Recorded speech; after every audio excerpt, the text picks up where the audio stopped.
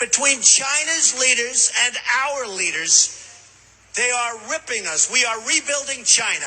We're rebuilding many countries. China, you go there now, roads, bridges, schools. You never saw anything like it.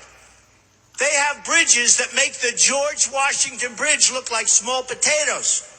Well, that's because China invests in their infrastructure and their people, and we invest our money into the industrial military complex, which doesn't build all of these beautiful things you're talking about. Yeah, China spends about a fourth on defense of what we spend. Yeah.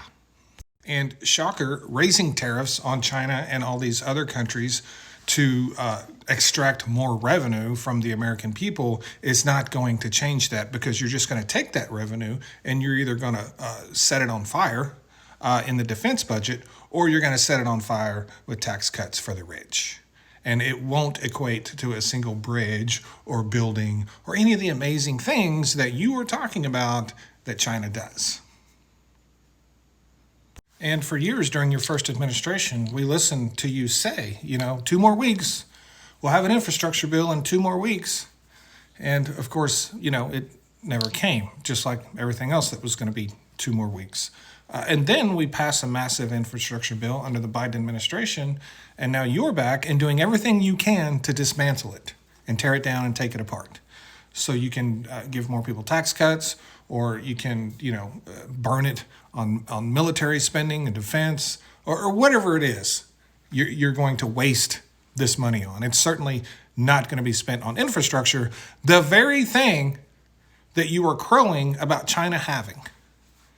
And by the way, it has nothing to do with tariffs. What China has nothing to do with tariffs.